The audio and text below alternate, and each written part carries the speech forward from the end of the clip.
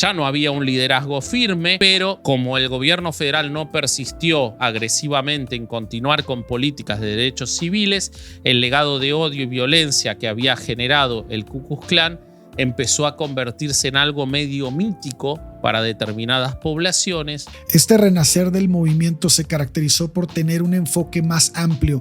Ya no solo se trataba de la supremacía blanca, sino también de una serie de ideologías nacionalistas y antiinmigrantes. Pero hacían lo imposible, les creaban, por ejemplo, había leyes que decían que si tenías algún antecedente penal no podías votar, entonces les inventaban antecedentes penales o cambiaban, o sea, hacían todo muy difícil para que se pueda votar. Y pues que básicamente es esta idea de que se puede mejorar una raza o de que hay razas más puras que otras.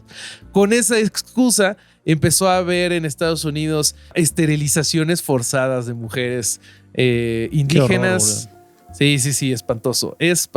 Pues estaba terminando la Segunda Guerra Mundial y muchos afroamericanos fueron a luchar a la Segunda Guerra Mundial y les sorprendió mucho ir a luchar por la libertad y regresar a un país donde ellos no eran libres.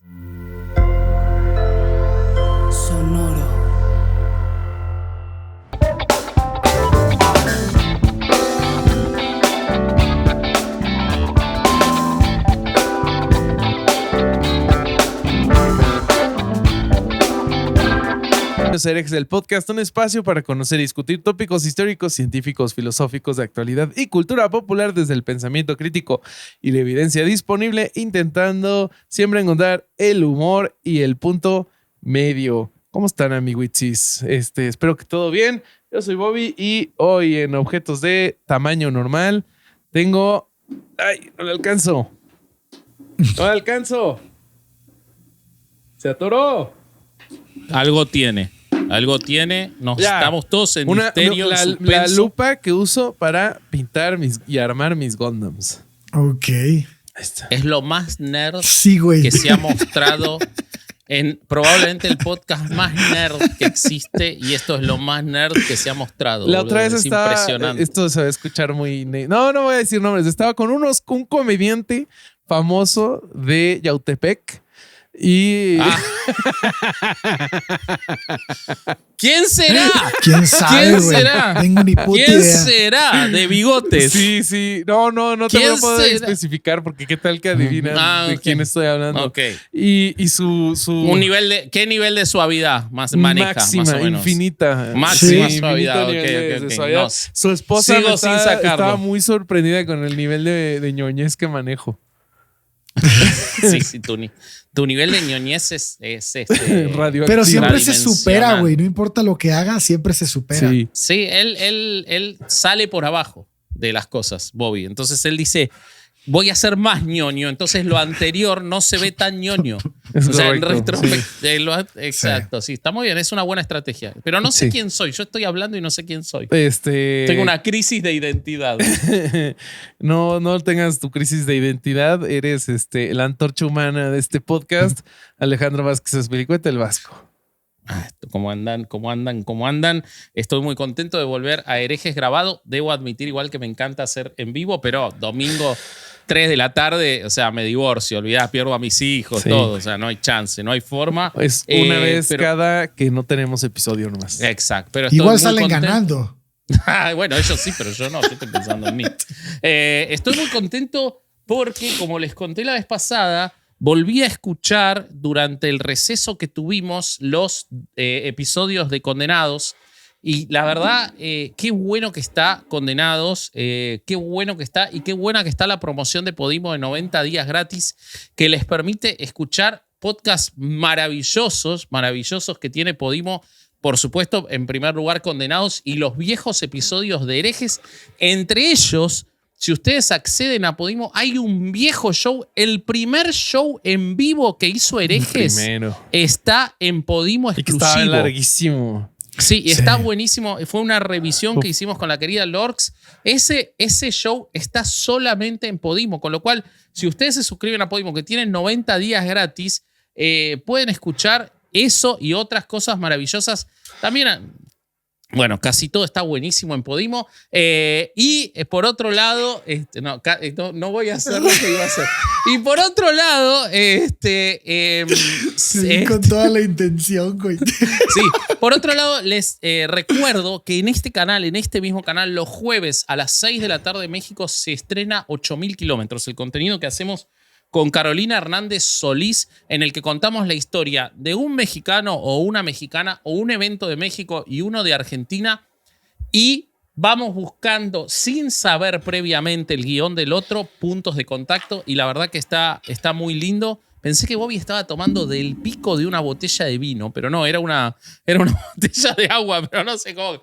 Lo vi darle así y dije, uy, ¿esto qué es? Escaló rápidamente. Dice. Escaló rápidamente. Así que bueno, y por otro lado, la verdad que el tema de hoy tiene mucha actualidad, tiene mucha y muy grande historia, creo que abarca todo lo que hemos hecho en Herejes, y es un tema difícil. Auspiciantes nos han dicho no, a ese episodio no le entro, pero yo creo que mejor una dota. Sí, pero creo que es un tema que vale un montón la pena contarlo, y estoy muy contento de que vayamos a hablar del Ku Klux Klan. Muy bien, perfecto. Sí. Bueno, pasemos con el siguiente integrante, al que le tengo que platicar unas cosas a nuestro rayo de plata de estos halcones galácticos llamados Herejes. ¿Sabes qué? Lo confundí con Brazo de Plata, el de los luchadores. ¿Te acuerdas que peleaba Brazo de Plata y Super Porky? Claro. No, pero son de plata y de acero. Silverhawks. Hermoso. Los hermanos menos exitosos de los Thundercats, pero igual la rompían. Estaban buenísimos. Era buenísimo. Vaquero era el mejor personaje. Y creo Nunca que se bajaba del avión. Hace 2 años no me tocaba una referencia al Corsario que yo entienda, así que agradezco eso también. Sí, rasqué del fondo del barril, como dice el Corsario. Dije, ¿qué podrá hacer que entiendan ambos? Ahí está. Estuvo muy bien. El Corsario, ¿qué crees? Antes de que te digas nada, te voy a ir a visitar el 7 de febrero. No te creo ni madres, pero no, bueno, en serio, bien. Te voy a visitar. ¿Sí? Tenemos el show Requiem por un huevo. En la Caja Popular, Emiliano Gama. Buenísimo. Entonces no vienes a visitarme, vienes a dar un show. No. Sí, no mames. No me vengas con esas te mamadas. Estoy aprovechando descaradamente para hacer publicidad de Requiem por un huevo con Ángel Pelch, Quique Vázquez, Emiliano Gama, otro comediante que no me acuerdo quién era y un servidor. Ok. Sí. Muy bien, qué bueno, güey. El martes estoy en Revolution con Goncuriel en el 139. Gracias, Corsario, por prestarme tu espacio. Ahí voy a estar. No. Estoy muy contento, güey, porque sí, le debo platicar porque me encontré a 2 personas en la calle con nuestra sudadera, güey. ¡No, boludo! Sí, güey. ¡Qué lindo! ¿Y los quieres saludar tú a ellos? Y eso me da pie para decirles que usen las sudaderas de Herejes el Podcast, que están bien para chingonas, que el además de las los playeras. Identifique en la calle. Claro, para que los identifique en la calle. Yo les voy a decir una cosa. Le di a Larva el otro día su gorra de chunchos y mañana, o sea, cuando se grabó esto, hace 3 días, va a tener su gorra Emi Garzón, que la habían esperando hace mucho tiempo porque me dijo que la quiere usar de manera pública. O sea, ella quiere ser exhibida utilizando merch de Herejes el Podcast, así que voy a encargarme de eso. Yo por eso la te quiero mucho a Emi Garzón. Sí, la queremos mucho a Emi. ¿Qué más, Corsario? ¿Por qué más estás contento? Pues Chunchos, no, es que no me dejan terminar, cabrón. Chunchos.mx, vayan ahí a buscar las sudaderas, playeras, todos los productos de Herejes, de Chismecito y de Café con Tachas y llenen nuestras arcas de dinero. Y el tema de hoy está bien chingón porque tiene todo lo depende que me gusta de qué color seas. Está todo. Bien chingón. Bueno, sí. Está bien chingón viendo lo del otro lado. Viéndolo de lejito. De la barrera, güey. No, el tema está chingón. La institución es espantosa, boludo. O sea, mierda, que no crean. Wey. Si ustedes vienen porque les gusta el Ku Klux Klan, váyanse. No es que estamos diciendo que está buenísimo. O sea, está buenísimo el tema. Sí. Coincido. Oiga, y además quiero hacer un agradecimiento. ¿A quién? Armando Ibarra, que me mandó una botella de ron muy buena, güey, que ya me la chingué, no se las puedo Andas muy ahorita. regalada, Corsario. Sí, güey, no mames, muy buena, güey. Muy bien. Y bueno, y eso. Y pues que vas a empezar a contarnos algo tú, Bobby, ¿no? Claro que sí, güey. Pues ¿qué creen, amigos? La cosa se pone fea porque desde la toma de protesta de Donald J. Trump, la policía de Kentucky en Estados Unidos se encuentra investigando la distribución de panfletos que muestran al tío Sam lanzando a una familia mientras dice váyanse ya. La familia de la ilustración es de 5 personas, de las cuales una es un bebé y 2 son menores de edad. En este panfleto se lee: necesitamos tu ayuda, monitorea y rastrea a todos los inmigrantes. Repórtales a todos. Wow. Todo esto seguido de los datos de contacto de la organización para quien esté interesado. Y esta organización es nada más y nada menos que el Ku Klux Klan de KKK. Así está la cosa ahorita. O sea, estos terribles personas ahí siguen en pleno 2025. Pero querido Vasco, ¿cómo llegamos aquí? Llegamos acá de un viaje muy largo y sorprendentemente es una racista. de las organizaciones de odio, es una de las organizaciones de odio más longevas y más perdurable de Occidente. No hay muchos registros de muchas organizaciones que con elementos de tanta ilegalidad y de tanto odio, pero odio en términos de lo que es la definición legal de grupo de odio, haya podido subsistir durante ya más de 150 años. Es muy sorprendente. Sí. Si bien obviamente tuvieron intermitencias, como vamos a ver en el episodio, la realidad es que han logrado subsistir hasta la actualidad. El Ku Klux Klan es una organización supremacista blanca que, por supuesto, y por esta historia, ha dejado una marca indeleble en la historia de los Estados Unidos. Se fundó una Nochebuena de 1865 en Pulaski, Tennessee, y fue fundada por 6 ex oficiales confederados. Estas 6 personas eran Frank McCord, quien luego de dejar el ejército se hizo periodista, editor del periódico local de Pulaski, uno de los líderes más activos de la organización inicial del KKK, quien participó en las primeras reuniones y describió los que serían después los rituales de iniciación y ceremoniales del grupo. Junto a él, Richard Reed, un abogado que se unió al grupo para expresar su resentimiento hacia el gobierno de la Unión después de la pérdida de la guerra y las políticas de igualdad racial, y que ayudó a estructurar las actividades tanto legales, él era el que daba el soporte legal para que pudiera existir, como también las actividades clandestinas del clan. El tercero fue John Lester, otro veterano del ejército confederado, especialista en táctica militar, quien fue el encargado de la construcción de las estrategias de la organización para lo que después fueron los secuestros, violaciones, la quema de casas y todo ese tipo de cosas, entre otras operaciones secretas. Fue la figura clave en la expansión del clan afuera de Pulaski, Tennessee. El cuarto fue John Kennedy, que compartía la visión con los otros socios de restaurar el viejo orden del sur, es decir, el orden con esclavitud, con separación racial y todo eso. Es quien creó todo el simbolismo, los logos y parte de los rituales del clan, incluyendo, él es el responsable del uso de disfraces para intimidar a sus enemigos. Disfraces que tomaron... ¿Que no se inventaron en Django?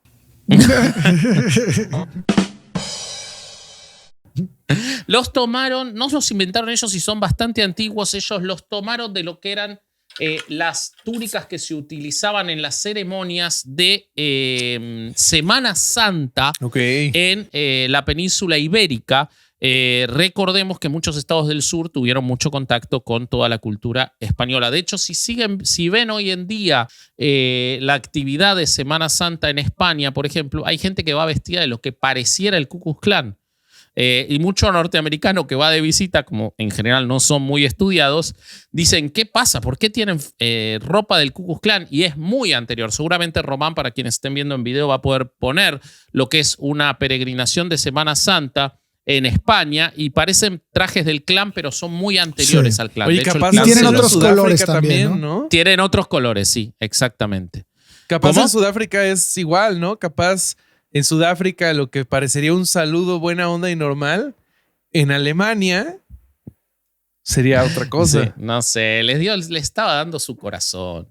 Les estaba dando su corazón. Bueno, J. Calvin Jones, un médico que aportó el grado de respetabilidad social al grupo. Este es el que era de clase alta y el que trajo a mucha gente de dinero al Ku Klux Klan.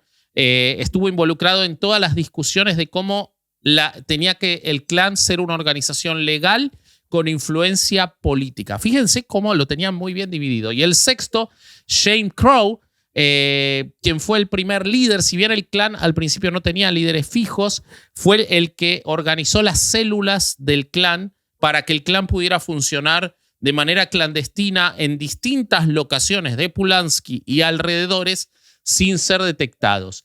Él fue el que determinó que las actividades del Klan tenían que ser nocturnas y no diurnas, ¿ok? Ok. Nace como una organización o una especie de club social con rituales secretos, con algunas rituales hasta en broma y con los disfraces. Pero el contexto político de la época de la Reconstrucción, es decir, la época posterior a la Guerra Civil en la cual se intentaba generar un nuevo país, junto con el resentimiento hacia la emancipación de los esclavos y el empoderamiento de los afroamericanos, transformó rápidamente al Klan en una organización paramilitar y terrorista.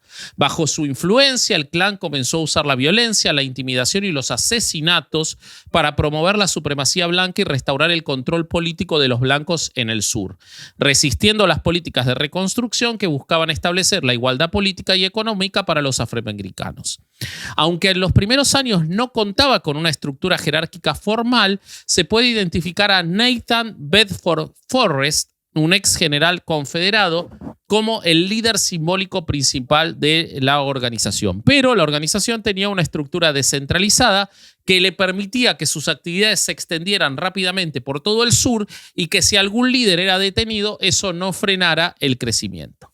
Pero ¿quién fue este Nathan Bedford Forrest? Quien sin lugar a dudas fue la figura más mitológica y emblemática del Klan en su primera etapa. Bueno, fue un controvertido, muy controvertido y criminal general confederado.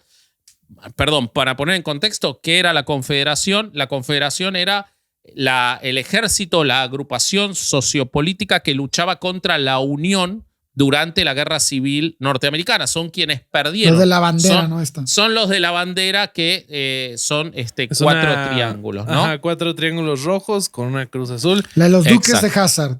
Ajá, la que también Esas son- usaba Dimebag Darrell de Pantera en su guitarra a veces. Esos son los confederados, exacto. Que amablemente Eh, Román la va a poner ahora. Sí, y va a poner la bandera también. Bueno, fue un Que general todo esto confederado. para el público, más o menos en el cronológico, que es mediados de 1800, ¿no? Por ahí. No, 1865. Porque acaba en 1865 cuando acaba eso. No, empieza en 1865. Pero empieza existió en la 1800. Confederación hasta el 65, No. La Confederación acaba en el 65, en el 63 con el fin de la Guerra Civil. Sí. En el 65 Se queda como la constituye ideología, ¿no? el Así. Ku Klux Klan, exactamente. Sí. Sí, sigue hasta hoy. Bueno, fue un empresario, era esclavista, era dueño de muchísimos esclavos, conocido por su brillantez como estratega militar durante la Guerra Civil, así como por haber sido el primer gran mago del Ku Klux Klan. Veamos cómo le sacaron títulos a Harry Potter. No, ¡Qué idiota! a la masonería. Fíjense cómo le quitaban Sí. nombres a la masonería. Bueno, nació el 13 de julio de 1821 en Chapel Hill, Tennessee. Era de una familia de agricultores. Era el mayor de 2 hermanos. Después de la muerte de su padre, cuando él era un adolescente, asume la responsabilidad de mantener a su familia. No tenía educación formal porque era una familia blanca pobre. Se dedica al comercio, le va muy bien como empresario. Amasa una considerable riqueza como comerciante de algodón, propietario de esclavos y comerciante de esclavos en Memphis. Se une al ejército confederado como soldado raso cuando empieza la guerra civil en el 61. Rápidamente asciende debido a sus habilidades estratégicas y su carisma como líder. Es el maestro en la guerra de caballería y las tácticas de guerrilla. Fíjense cómo después aplica eso al Ku Klux Klan. Es una figura muy temida por las tropas de la Unión. Tiene gran notoriedad por sus audaces maniobras, como por ejemplo en la batalla de Bryce Crossroad del 64. Tenés razón vos, Ale, que la guerra termina en el 65, no en el 63, como yo decía, donde derrota a mucha más gente, pero también es el responsable de una masacre horrible en la guerra civil, que es la masacre de Fort Pillow, uno de los episodios más oscuros de la guerra civil norteamericana, cuando las tropas de este hombre capturan Fort Pillow, Tennessee, y encierra a todos los soldados blancos y afroamericanos que ya se habían rendido y ordena que todos, pese a haberse rendido, sean asesinados después de ser torturados. No. Él siempre negó haber ordenado la matanza y dijo que fueron subalternos los responsables, pero todos lo han acusado directamente a él del incidente, lo que consolidó su reputación de racista y brutal. Después de la guerra civil, él entra en ruina porque, claro, se dedicaba a un negocio que no existe más, queda arruinado financieramente, pierde casi toda su fortuna, trata de reconstruir su vida y encuentra en el 67 a este naciente Ku Klux Klan. Rápidamente se convierte en una de sus figuras principales y su primer gran mago. Organiza a las fuerzas paramilitares que emplean estas tácticas de terror para resistir la reconstrucción, entre otras el secuestro de padres de familias afroamericanos, o si no había padres, de mujeres y niños, la ejecución en la puerta de sus casas, prender fuego las casas y muchas cosas más que después contaremos. Luego renuncia en el 69 al Klan, disgustado porque dijo que la violencia ya se había ido de manos y que era incontrolable. Sin embargo, él había sido uno de los responsables de su desarrollo. Y en los últimos años de su vida, él muere en el 77, hizo muchas declaraciones en las que se arrepentía de su conducta en el Klan y pedía una reconciliación racial. Pero muchos piensan que esto se debió a la cantidad de legislación que se estableció en contra y que temía ser perseguido en los últimos años de su vida. Pensemos que murió con tan solo 56 años, con lo cual no era tan grande y podía ir a la cárcel por su accionar y que estaba tratando de cubrirse. Bueno, su legado, por supuesto, ha sido muy controvertido y, sin embargo, siguen existiendo muchas estatuas de él en el sur de los Estados Unidos. Siguen existiendo calles, avenidas y rutas con su nombre. Muchas han tenido que ser removidas en los últimos años, pero algunas siguen existiendo y es una representación muy clara de lo que es la división en los Estados Unidos y en el sur en particular, con figuras como esta y con el Ku Klux Klan que permite que siga existiendo. Pero ¿qué ocurrió con el Klan? Entre el 68 y principios de la década del 70, digamos hasta el 71, el Ku Klux Klan, particularmente en Carolina del Sur, se embarcó en campañas de terrorismo terribles. Agresiones, violaciones, asesinatos, todo esto para asustar a los afroamericanos y derrocar los gobiernos de reconstrucción que había en los estados del sur. El gobierno federal emprende un fuerte esfuerzo para llevar a los perpetradores ante la justicia. Tienen cierto éxito, hay una alta tasa de condenas de líderes del Ku Klux Klan por estas acciones, pero muchos logran escapar de la justicia.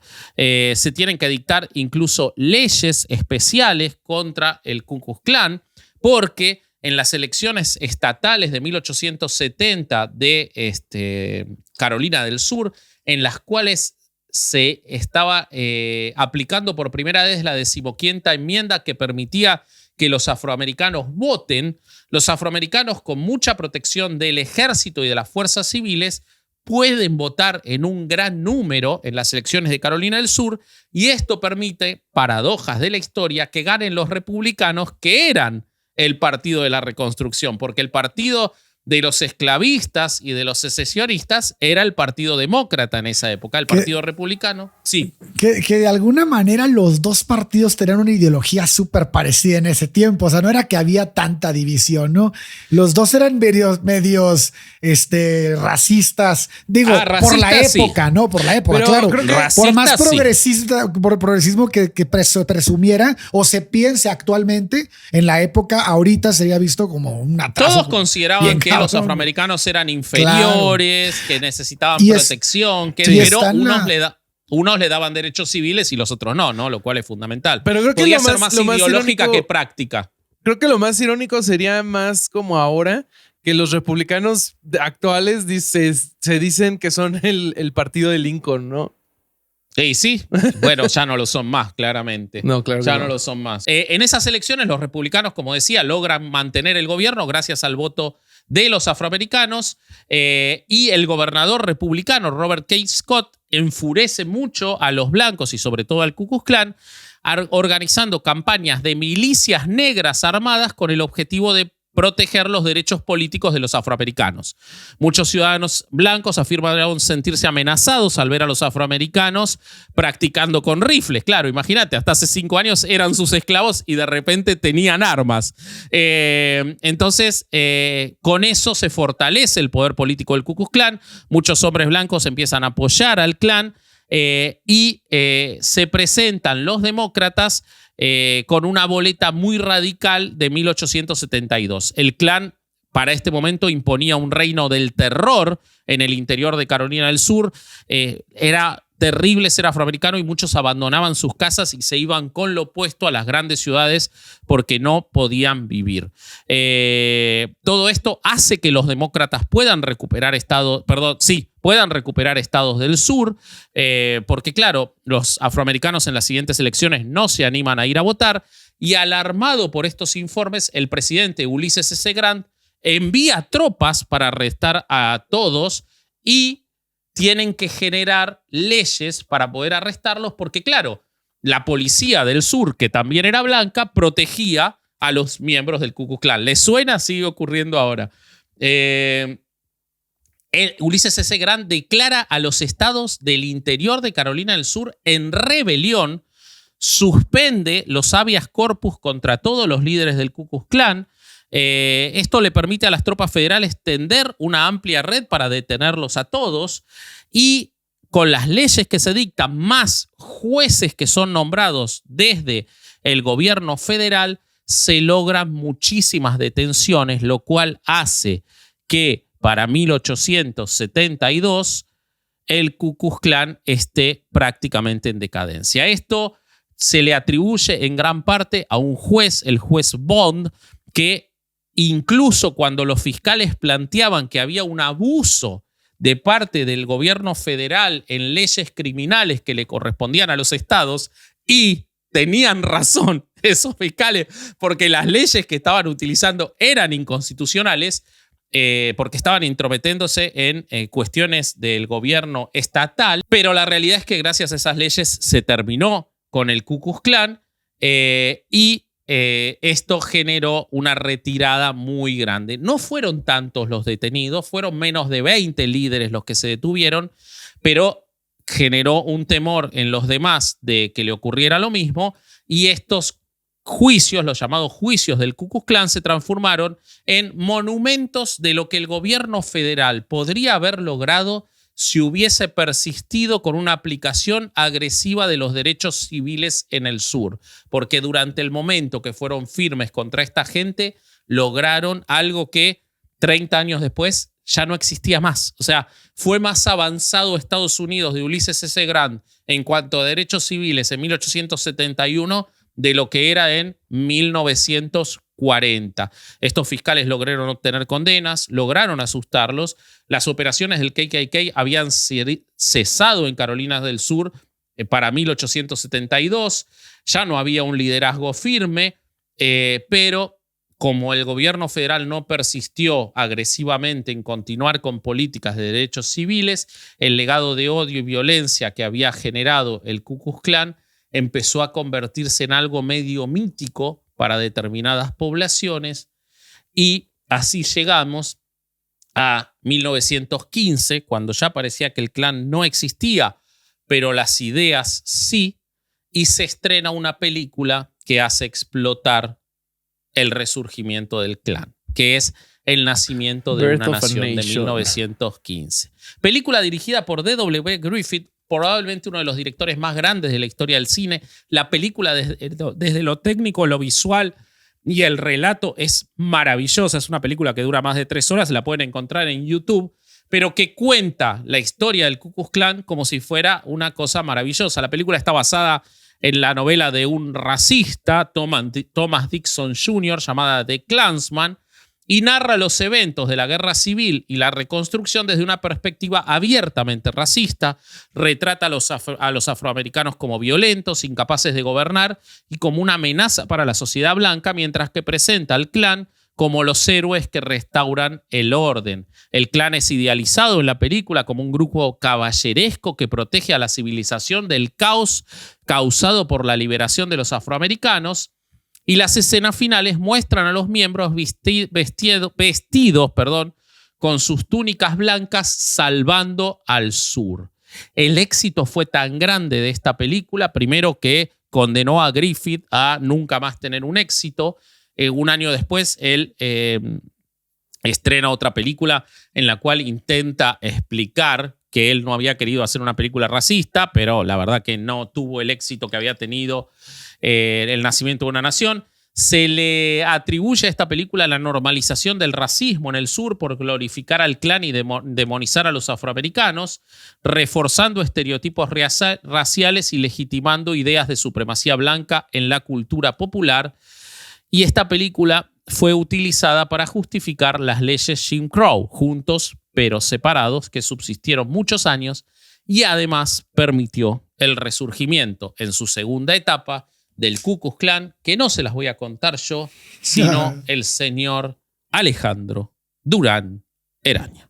Correcto. Muchas gracias, querido Vasqui. Fíjate que a mí lo que más me llama la atención de todo lo que estás contando es el contexto que existía, que siento que le dio más fuerza a la película, ¿no?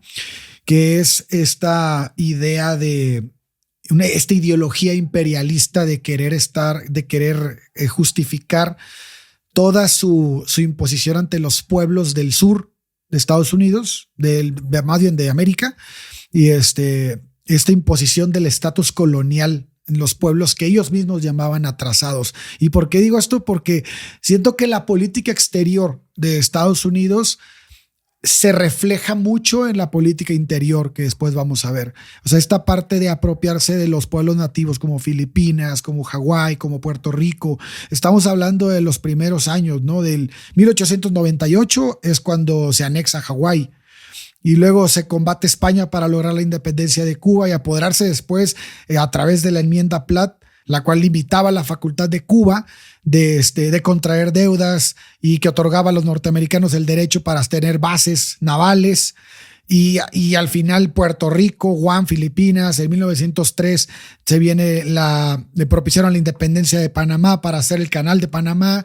Y bueno, hay varias situaciones en las que podemos advertir que Estados Unidos ya tenía esta forma de ver el mundo, que actualmente también lo tiene, de ser como y yo soy el defensor y yo voy a proteger y estos son mis sublevados, o no sé cómo les podamos llamar. Pero siento que esta parte es la que me llama mucho la atención, que se transmite hacia la sociedad en cuanto a la gente de tez morena, la gente de tez negra, que además venía la esclavitud, ya habíamos hablado de eso. Nunca, por más progresismo que se pueda hablar en la época, la verdad es que estaba muy lejos las personas que no fueran consideradas por este movimiento arios o de la supremacía blanca, tratarse igual que a los demás, ¿no? La segunda etapa del Ku Klux Klan se desarrolla entre 1915 y 1940, como bien dices, solo que en esta ocasión las cosas serían un poco diferentes dadas las circunstancias que les platico, ¿no? Los cambios tanto políticos como sociales en Estados Unidos van a facilitar la expansión y el reclutamiento también. Este renacer del movimiento se caracterizó por tener un enfoque más amplio. Ya no solo se trataba de la supremacía blanca, sino también de una serie de ideologías nacionalistas y antiinmigrantes. Que suena mucho a hoy también, pero bueno. Sí, para allá va la cosa. Sí, güey. Como bien lo explica Vasco, el renacer del Ku Klux Klan coincidió con el auge del cine mudo y en particular con el estreno de esta película. Y es que esta película no solo atrajo la atención del público, sino que también sirvió como una herramienta de propaganda para los nuevos reclutas. Una de las características más interesantes es la organización que durante este periodo va a sufrir el movimiento. Su estructura se desarrolla de una manera mucho más formal. Se establecen divisiones locales llamadas clavers y se adopta un enfoque de una especie como de membresía masiva, ¿no? Que buscaba atraer de alguna manera a los hombres y mujeres de la clase media de todo el país. Estas unidades locales de organización facilitaron tanto el reclutamiento como la movilización de sus miembros a un nivel comunitario. Ya estamos hablando de que estos grupos se están viendo como sectas. Están formando una ideología interna, están teniendo unas formas de cohesión mucho más interesantes. Estaban dispersas a lo largo y ancho de Estados Unidos, los Clavers, y cada uno operaba como una entidad semiautónoma, bajo la cobija obviamente que generaba todo el movimiento en sí. Pero la creación de estos grupos locales permitió al movimiento adaptarse a las particularidades de cada región y construir también una base de apoyo más sólida, porque ya eran como si tuvieran vida propia, ¿no? Cada lugar tenía su forma de actuar, pero al mismo tiempo se movían de la mano. Cada claver estaba compuesto por miembros que se reunían regularmente para discutir temas, planificaban actividades, llevaban a cabo ceremonias que reforzaban otra vez esta identidad y esta cohesión. Y también dentro de estos grupos había obviamente jerarquías. Y estas jerarquías eran bastante similares a las de las organizaciones militares. Tenían rangos, tenían títulos y todo tipo de emblemas que reflejaban el estatus de cada uno de sus miembros. En la punta de la pirámide de cada claver se encontraba el Exalted Cyclops, y que era el líder y que tenía responsabilidad de dirigir las reuniones y tomar decisiones obviamente claves e importantes dentro del grupo. Este líder estaba asistido por otros funcionarios, incluidos el Klut, que era el responsable de las ceremonias religiosas, y el Kegel, que era el encargado del reclutamiento. También había otro que se llamaba Cactor. Perdón, Ale, ¿ceremonias religiosas de qué denominación eran? ¿Tenés o era alguna cosa propia? No, era una cosa propia, porque también vamos a ver que estaban medio en contra del catolicismo y traían un desmadre. Sí, traían como... Para mí la estructura que tenían, de lo que yo entiendo, es que era un pedo muy sectario, muy interno y muy propio. Adoptaban ciertas tipos de rituales, pero muchas veces lo hacían también en broma. Okay. O sea, jugaban con esta parte, pero al mismo tiempo generaban una cohesión interna de estos somos, ¿no? Entonces el captor era el último de los puestos, se le puede llamar así, que era el responsable de la administración y las finanzas. Okay. Bajo esta estructura había un sistema de miembros activos que participaban en las actividades del Clavern y otros que eran considerados solo como asociados. Ese perfil de miembros generalmente eran personas que pues podrían estar de alguna manera interesadas en el movimiento, en unirse a él, pero aún no habían sido formalmente aceptados. La jerarquía no solo ayudaba a mantener el orden dentro de la organización, sino que también empezaba a fomentar un sentido de responsabilidad y compromiso entre los miembros. Les daban cierto tipo de tareas o cierto tipo de obligaciones para que se sintieran, empezaran a sentirse como que pues como una secta lo hace, ¿no? Para que pues, generar una cohesión entre ellos. Los Clarence para que la gente también se sienta importante también. Exactamente. Especial y único, única y detergente. Los Clarence servían para múltiples propósitos dentro del Ku Klux Klan. En primer lugar, eran eran centros de reclutamiento donde se realizaban eventos sociales y ceremoniales diseñados para atraer a los miembros. De aquí viene un poquito la respuesta a lo que preguntabas. Ellos buscaban tener como que su propia identidad, tanto religiosa, entre comillas, como socialmente vistos por los externos. Ok. A través de actividades comunitarias también hacían desfiles y manifestaciones. También buscaban presentar una imagen positiva y respetable del clan y al mismo tiempo que promovían sus ideologías de supremacía blanca y nacionalismo, ¿no? Además, los Clarence funcionaban como espacios de socialización y camaradería, donde los miembros podían, pues, compartir sus experiencias y fortalecer sus lazos con otros que compartían, pues, creencias similares. Este sentido de comunidad fue crucial para el crecimiento del clan, ya que proporcionaba a los individuos un entorno en el que se sentían, pues, respaldados y comprendidos.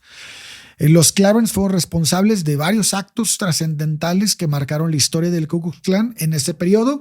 Uno de los eventos más emblemáticos va a ser el desfile en Washington, D.C. en 1925, donde hay miles de miembros que se van a reunir en la capital para demostrar la fuerza y la visibilidad ante el gobierno y el pueblo.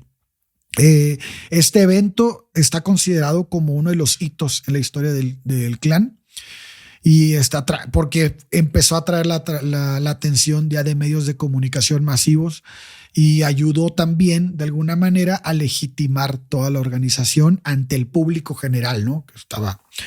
Ya tenían su película y tenían su movimiento épico y sin violencia, o sea, porque me imagino que fue una manifestación no violenta esa, hasta ¿no? Hasta aquí, porque además hay que decir que los Clarence, al ser centros de reclutamiento, también pues enseñaban otro tipo de cosas, ¿no? Porque llevaron a cabo numerosos actos de violencia, güey, contra aquellos que se consideraban los enemigos, incluyendo linchamientos y asaltos. No se me ocurre de qué color serían esos enemigos. No puedo pensar. ¿Quién sabe, güey? ¿Quién sabe qué color eran? Pero no reflejaban mucho la luz. Pero si sonríen de noche se ven más. Con esos chistes te va a llegar tu reclutamiento. Sí, güey, sí te va a llegar el reclutamiento. Te llega tu reclutamiento. No me inviten, no quiero ir, no. A mí me llama mucho la atención cómo este tipo de movimiento se parece mucho a cualquier movimiento de opresión. Llámale cárteles, llámale políticos. O sea, estos actos que les estoy platicando no solo estaban destinados a intimidar a las minorías raciales, o a los opositores en general del clan, sino que también servían como demostraciones de poder, güey, ¿no? Para los miembros del mismo grupo. Y también reforzaban este sentido de pertenencia y su compromiso con la causa. Entonces, esto lo vemos repetido en un montón de situaciones actuales y por eso es que como que la relación, cómo el ser humano se comporta de la misma manera, nada más le va cambiando el nombre a sus grupos, güey.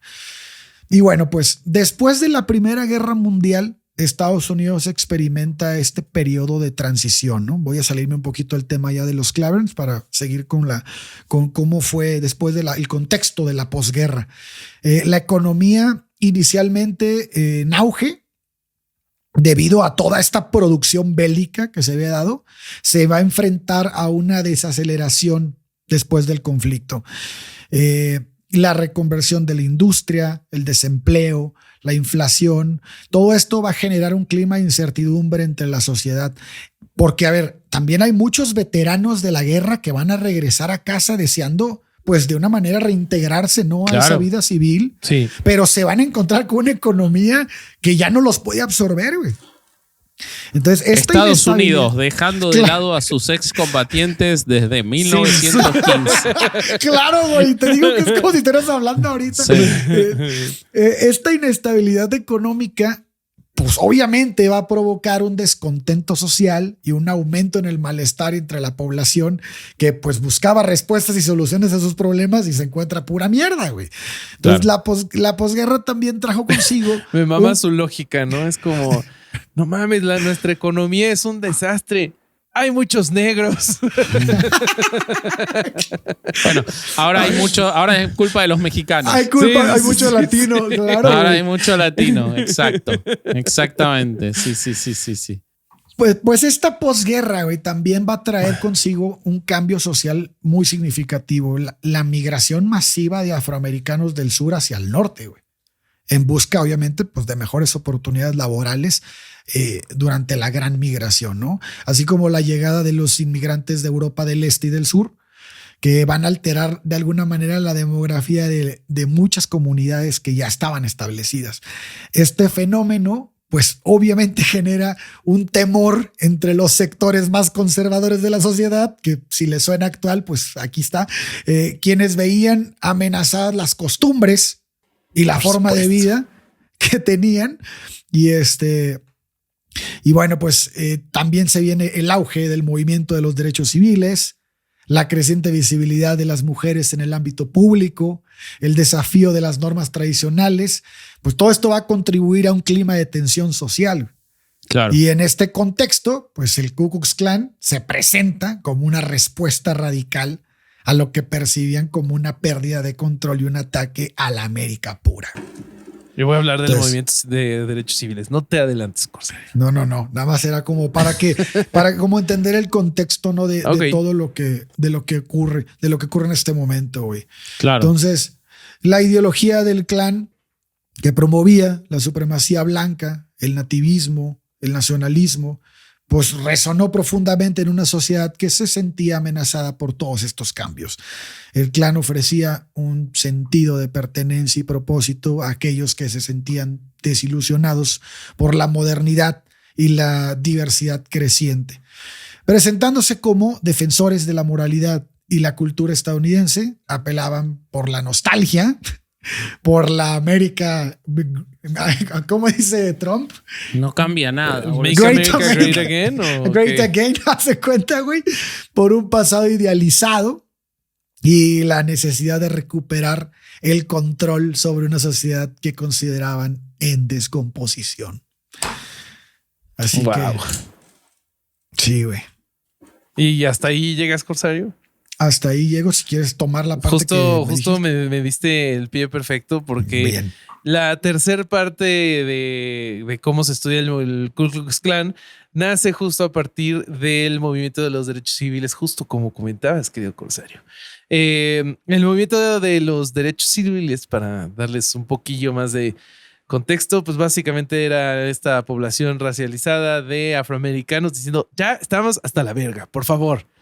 Sí, está muy bonito votar y todo, pero ya trátenos como personas. Entonces, pues todo este legado de la esclavitud los traía muy jodidos. O sea, desde las leyes Jim Crow, también el gobierno, o sea, sí se les permitía votar a los afroamericanos, pero había supresión del voto.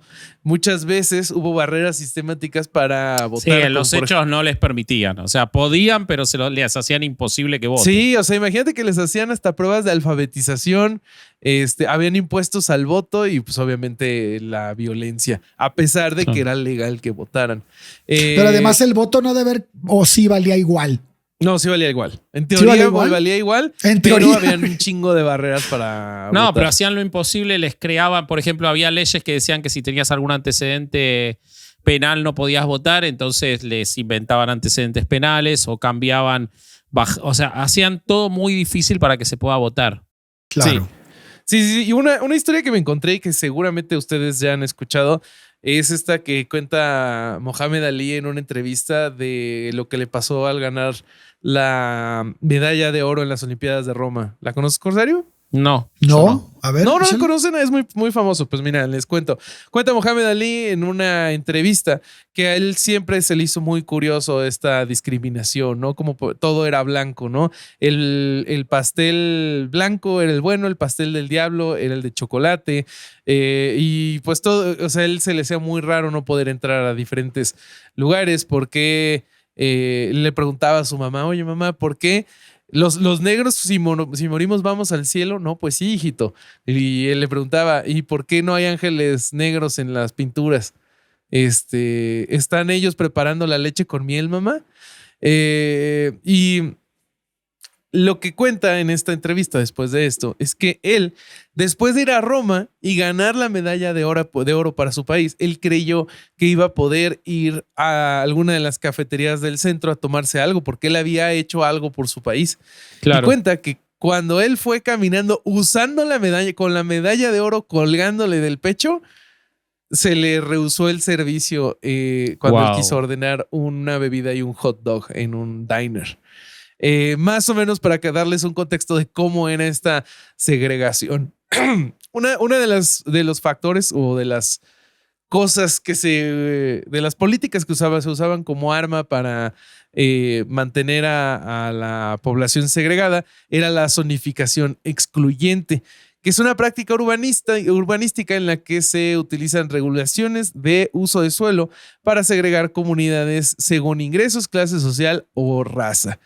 Y, o sea, ¿cómo funciona? O sea, porque esto no se hace como de manera explícita. Hay restricciones de vivienda unifamiliar. O sea, hay zonas designadas exclusivamente para viviendas unifamiliares que prohíben apartamentos y viviendas multifamiliares que suelen ser más asequibles, ¿no? Entonces tú tienes todo un barrio donde dices, aquí todas estas viviendas tienen que ser de una sola familia y son terrenos grandes. Entonces esos terrenos grandes van a ser terrenos caros. ¿Quién tiene el dinero? Pues la población que no ha sido marginalizada. Claro. También requisitos mínimos de tamaño de lote y vivienda, restricciones al desarrollo de vivienda asequible y una limitación al uso mixto. O sea que no, en estas zonas tampoco se permite que haya casas grandes y al mismo tiempo edificios de departamentos. Entonces, usando ese tipo de segmentación, muy fácilmente los políticos podían tener barrios de blancos, barrios de negros e inmigrantes, y también teniendo esas zonificaciones, sabían en dónde tenían que poner las escuelas lindas y en dónde poner las escuelas a donde no les iban a invertir nada. Y así se perpetuaba esta y además violencia. había también como una discriminación, obviamente a la gente tez negra, pero también al blanco que no podía salir de ahí, güey. Sí. Era el white trash, ¿no? El que le decían. Sí, es como muy, muy marcada esa parte que dices de dónde está la parte bien y dónde está la parte mal, y quien vive aquí está de plano está mal, güey, para ellos. Sí. También sumándole a la violencia racial que ya comentaron ustedes, hay que sumarle la violencia que se ejerció a partir de las ideas de eugenesia, que si no han escuchado el tema de la eugenesia, les ultra recomiendo el episodio del Dollop. Es buenísimo, es de mis episodios favoritos del Dollop. Y pues que básicamente es esta idea de que se puede mejorar una raza o de que hay razas más puras que otras. Con esa excusa empezó a haber en Estados Unidos por estos años, a partir de 1950 por ahí, ¿cómo se llama? Esterilizaciones forzadas de mujeres indígenas. Qué horror, sí, espantoso. Un día tenemos que hablar de esos, güey. Un día tenemos que hablar de ese tema con Fujimori en Perú, que es terrible. La eugenesia sí está pesado. Sí, no, y las esterilizaciones forzadas. Sí. ¿Sí saben de ese doctor en México que en una ranchería o en un pueblo así que estuvo esterilizando mujeres y no les avisaba? No. Aquí en México, güey. Pues así era. Así era esto. Bueno, vos hacías algo parecido en Tampico, pero las desesterilizabas. No les avisabas. Es mentira, no. Son chistes, el Corsario no hizo nada. De hecho, te van a linchar, güey. Si ustedes investigan un día le va a llegar una demanda por pensión y ya no va a estar tan chistoso. Si ustedes investigan episodios de Chismecito, hay un episodio en el que el corsario cuenta la edad de su pérdida de virginidad y nos sorprendió a todos. Hay una sorpresa. Sí. No vamos a decir nada. No vamos a decir nada. Sí. De esto. Entonces, les sigo sumando razones por las que surgió el movimiento de los derechos civiles. Por estos años, pues estaba terminando la Segunda Guerra Mundial y muchos afroamericanos fueron a luchar a la Segunda Guerra Mundial y les sorprendió mucho ir a luchar por la libertad y regresar a un país donde ellos no eran libres. Además, también les sorprendió mucho que en otros países ellos no eran discriminados como sí eran discriminados en su propio país. Entonces, pues todo este caldo de cultivo hizo que surgieran figuras como Martin Luther King, Rosa Parks, Malcolm X, y que lideraron un movimiento masivo que a través de la desobediencia civil no violenta y la protesta organizada luchó por la igualdad y la justicia. Y eso, muy ¿no? vinculado al Islam también, ¿no? En muchos. Sí, pues en sí, muchos casos, Mohamed güey. Ali, Malcolm X y muchos otros Sí, se güey. convirtieron al Islam. pero líderes islámicos muy a lo norteamericano. No es que Sí, traían una gran sí, influencia no de traían la afuera. Era escuela la de allá, güey. interpretación. La Exacto. interpretación en Estados Unidos por parte de los afroamericanos de todas. De hecho, hay muchos países árabes son súper racistas, perdón, países árabes, países musulmanes, que no es necesariamente lo mismo, alguna vez me lo corrigieron, no quiero volver a cometer ese error, porque hay musulmanes árabes, musulmanes persas, son bastante racistas con los negros, ¿no? Porque no todos los negros son afroamericanos. Los de afroamericanos nos comimos una corrección política y no todos los negros son afroamericanos. Los que nacieron en Sí. África son afro nada más. No Afro, tienen afro. nada. Con lo cual son negros y son bastante racistas en algunos de esos países. Con lo cual es un Islam a la Estados Unidos, el de Malcolm X. Sí. Ujú. Sí. Pues mira, a los blancos, estos ex KKK, no les pareció nada ver que la gente café y morena y negra estaba obteniendo más derechos y dijeron esto no puede seguir así.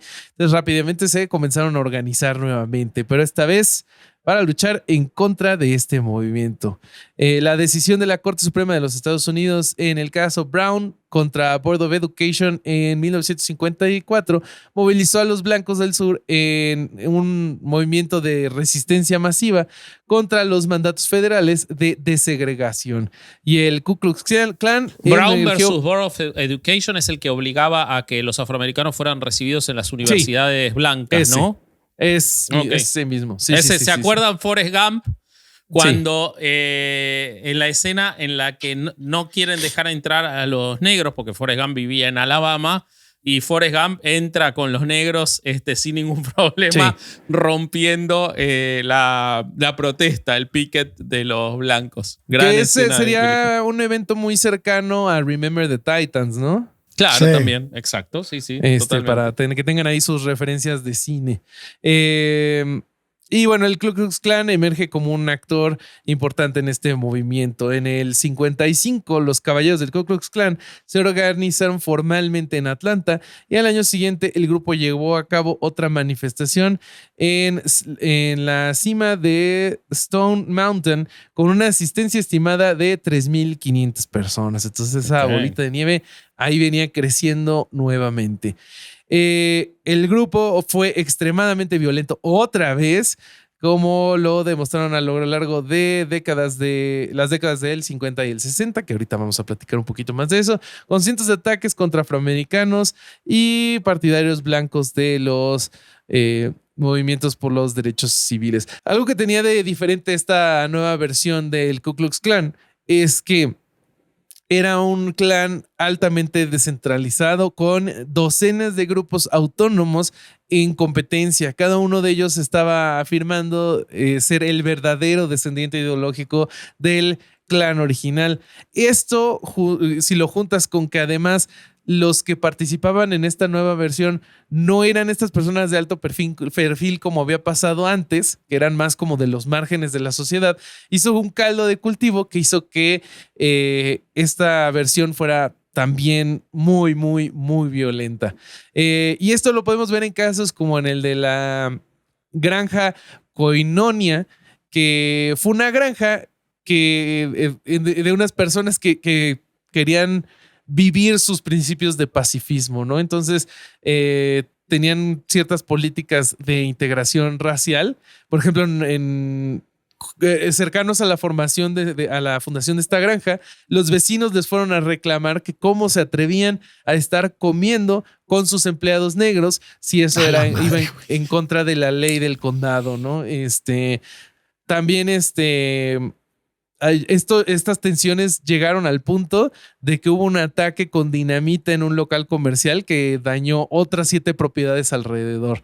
Para que se den una idea de la violencia que manejaban estos. ¿De qué año estás hablando tú, Rob, ahorita? Lo de la granja Koinonia se funda en el 42, o sea, medio pisa un poquito lo que nos contabas. En el 56 escalan más las tensiones porque los dueños apoyaron unas solicitudes de ingreso de 2 afroamericanos al sistema universitario estatal. Entonces eso como que trajo a la comunidad al ojo público y ahí los boicotearon. Ellos todavía intentaron establecer un negocio por correo y ya después es el ataque. Que de hecho esta granja al día de hoy les puedes comprar por correo. No mames. Sí, o sea, casi quiebran, pero después cambiaron de liderazgo y bajaron las tensiones raciales y todavía siguen en negocio. Fíjate, son bautistas, según lo que recuerdo. Te voy a dar un dato un poquito para que la gente como que dimensione el tamaño del movimiento del que estamos hablando, porque estamos hablando ya de su momento como que de la época de esplendor más cabrona, que se está dando como en el año 1924. Estamos hablando que los miembros oscilaban entre 3 y 6 millones de afiliados. Ojo, estas cifras tienen una importancia mucho más interesante cuando consideras que representa el 13% de la población susceptible a formar parte del clan, es decir, todos los hombres y mujeres blancos de mayores de 18 años. Y estos datos que te estoy dando, obviamente no contemplan a aquellos simpatizantes del movimiento que solo apoyaban las medidas del clan, pero no formaban parte oficial del clan. Sí. Claro. O sea, es un mundo de gente, güey. Sí. Algo que, o sea, para que tengan como contexto, ya para estos años, para los 50, 60, se calcula que solo habían entre 35,000 y 50,000 miembros del Ku Klux Klan oficiales.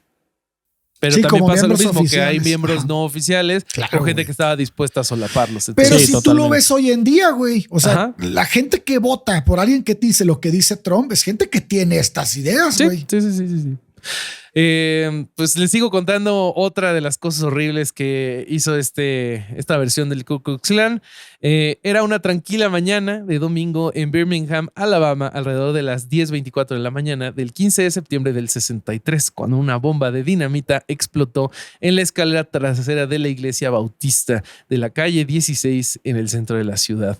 La violenta explosión atravesó a la pared, matando a 4 niñas afroamericanas que estaban al otro lado, hiriendo a más de 20 personas dentro de la iglesia.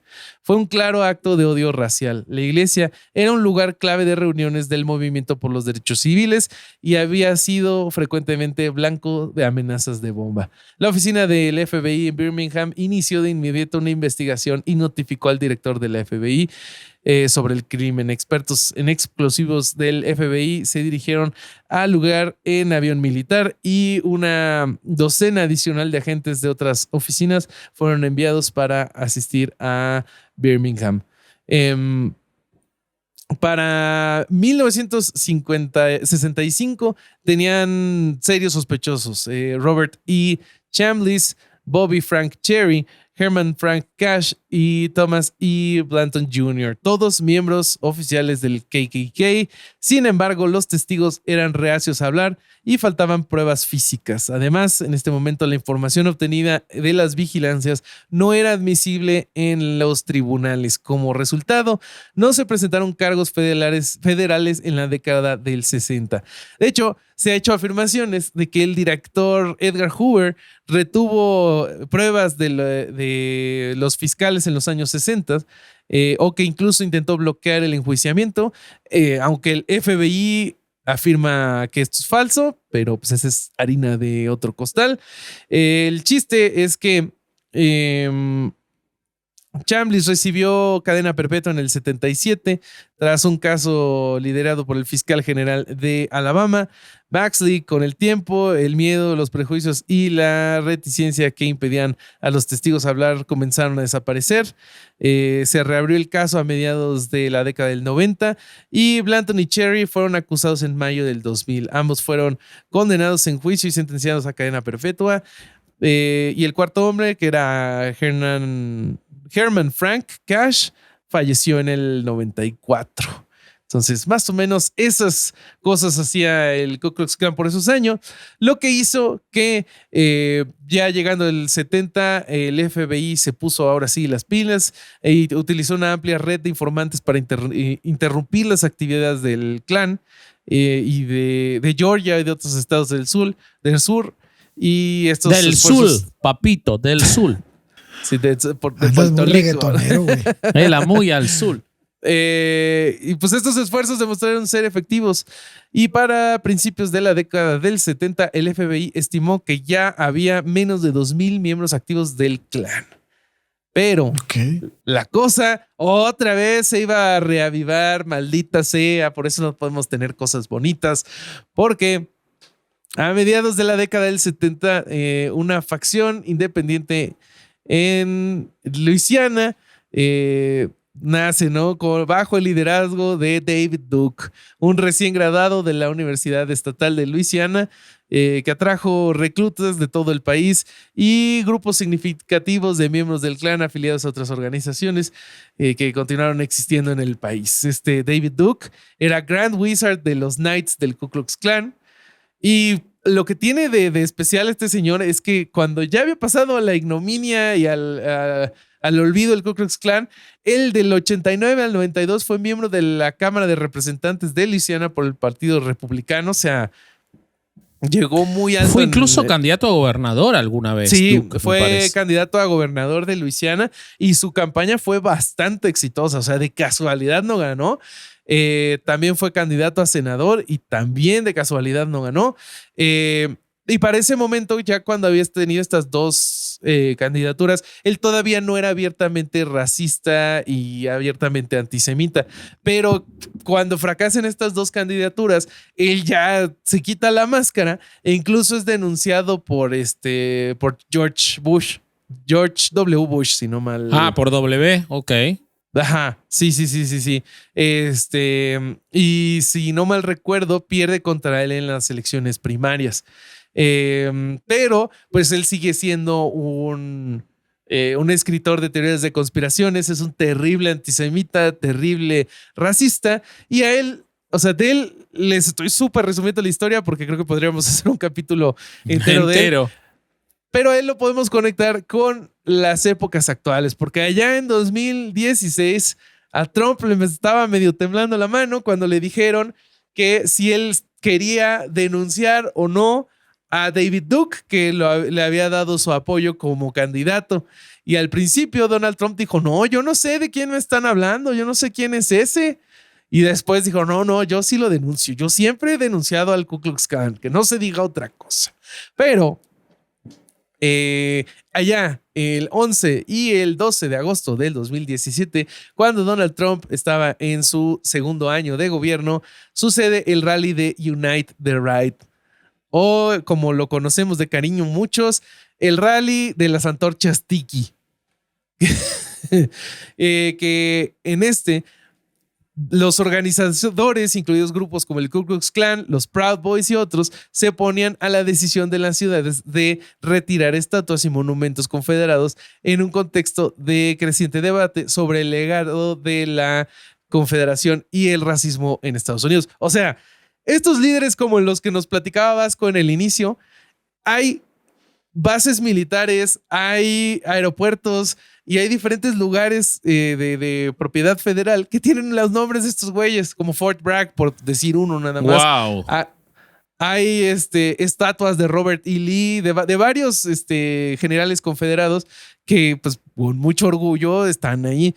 Y pues como muchas familias y muchas personas tienen familiares o ancestros que pelearon por estas causas, pues les duele mucho que se retiren. y pues como son avatares de cosas en las que ellos creen, pues no querían que se retiraran. Entonces se unen estas diferentes facciones en un solo rally y pues hay diferentes eventos de violencia. ¿Cómo reacciona a esto? Porque pues hubieron diferentes disturbios. El presidente Donald Trump en un inicio dijo que él no iba a condenar a ninguna de las dos partes porque había excelentes personas de ambos lados. Tanto de los Proud Boys y los Ku Klux Klan como de quienes estaban protestando en su contra. Entonces, creo que y bueno, los Proud Boys después fueron uno de los grupos más importantes en la insurrección de el 6 de enero. Entonces, creo que muchos podríamos decir... Es que Trump no es tonto porque hay una realidad. Hay mucho votante de Trump que no estaría nunca a favor con el Ku Klux Klan, que los votan por otra cosa. Sí, es un movimiento muy político. Pero también tiene muchísimo apoyo del...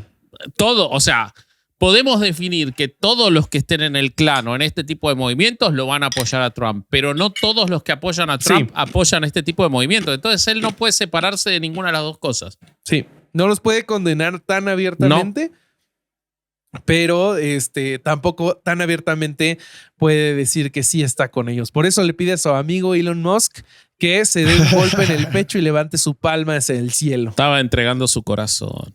Que se vaya a la verga, la verdad.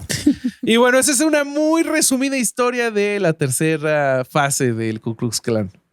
Ok, díganos en comentarios si les interesa saber más de alguna de las fases, porque creo que todo puede dar para más episodios. Estuvo súper. Hay mucho sobre, por ejemplo, los primeros juicios, da para un episodio entero. Duke da para un episodio entero. Lo que ocurrió durante la primera mitad del siglo XX da para un episodio entero. Entonces, cuéntenos en comentarios si les gustaría saber más de esto y también más sobre Johann Sebastian Bach, porque podemos hacer la segunda mitad del episodio. Así que cuéntenos de las dos cosas.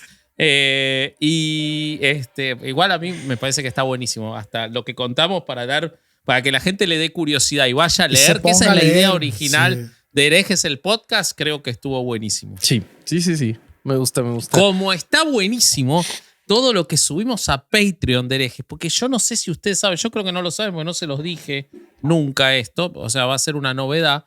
Pero 2025 es el año de Herejes en Patreon. No puede ser. Ahora también en las membresías de YouTube, porque el contenido ustedes eligen ahora. Ustedes eligen si lo quieren en Patreon o si lo quieren en las membresías de YouTube. Usted, capaz, sos un oyente de audio que jamás entra a YouTube, te conviene Patreon, porque obviamente tenés todo muy ordenadito en esa plataforma. Pero sos de YouTube, ya estás suscrito, todo, lo ves ahí y bueno, tenés el contenido extra en la propia membresía. Entonces nos acomodamos a los dos. Ahora hasta el curso de podcasting está subido en los dos lugares. Así que en cualquiera de los dos lugares, mucho contenido. Entre otras cosas, los lunes a las 10 de la mañana pueden participar en las grabaciones de 8000 kilómetros, el contenido que estamos haciendo con Caro Solís. Subimos contenido todos. Hay muchas cosas en Patreon, así que suscríbanse, que es el lugar donde más nos ayudan. Hemos visto una baja en suscripciones de Patreon. Tenemos que hacernos cargo de una autocrítica, que fuimos un poco irregulares en la subida de contenido y en hacer vivos con ustedes, pero ya lo estamos corrigiendo. Desde diciembre estamos haciendo muchos vivos con el público, grabaciones y todo. Así que si te fuiste de Patreon, volvé, y si nunca estuviste, venía a probarlo. Venía a probar Patreon, ¿no? Obviamente, sí. No andes dando pruebas gratis. ¿Y qué más? ¿Y qué más? Y venga a chunchos.mx a comprar toda la mercancía de Herejes, café con tachas y chismecito, playeras, sudaderas, gorras, bolsas, todo lo que a usted le guste, ahí está.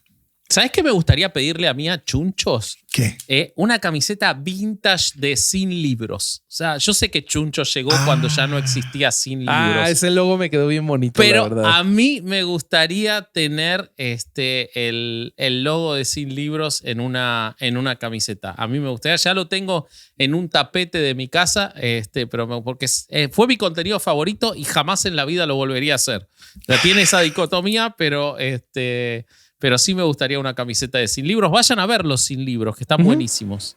Entrevistamos vayan. a Y un son Richie, varios. a un Richie pre-crisis, a un Richie Cassiari, sí. a un Sí. Cassiari. Entrevistamos a una Ana Julia Yeye. Entrevistamos a un montón de gente. A Chilabert. Chilabert A dijo cuál era su Chilabert. mejor gol. Sí. Entrevistamos a Cosa que mucha nunca gente. había dicho antes. Nunca en la Sí, vida. Exacto. Así que tenemos eso también. Sí. Y Y ya. vayan a ver mi show de stand-up. Ah, sí. Tengo show de stand-up, amigos. Este martes 139 en el Revolution de Gon Curiel y el 7 de febrero Caja Popular. Muy Ya bien. vamos a andar. Muy Muy Sí. bien. Y vean Chismecito, vean Café con Tachas, vean hasta aquí mi reporte, vean 8,000 kilómetros y ya. Otra Y cosa no, y no al vean. viejo gritando a las nubes. El viejo gritando a las nubes. Ah, vean eso también. Eso también. todos Hay un nuestros episodio dos- hasta ahora, pero en algún momento va a haber más.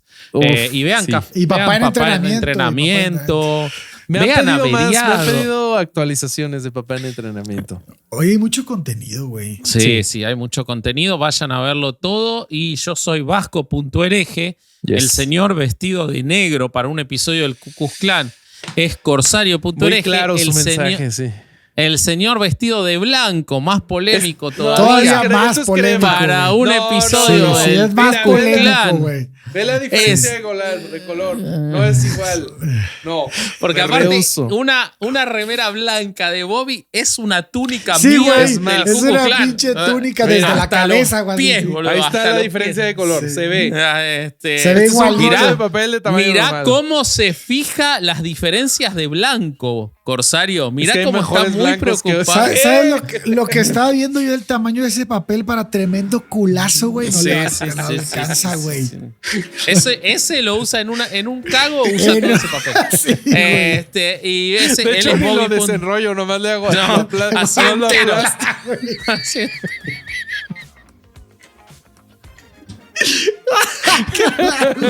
Lo pone abajo de la ducha, que se hace No, como una, güey, ya, una güey, esponja vámonos a la grande y le da. verga. Bueno, él es Bobby.hereje, el asqueroso ese. Somos herejes el podcast en todos lados y te toca a vos, Bobby. Este fue otro domingo de no ir a misa y escuchar herejes el podcast. Vámonos a la Adiós. chingada. Bye.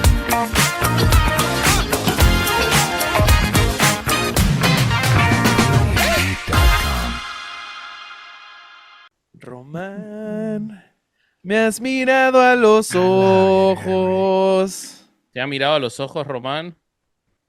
Les producers, edita herejes. ¿Qué pedo, güey?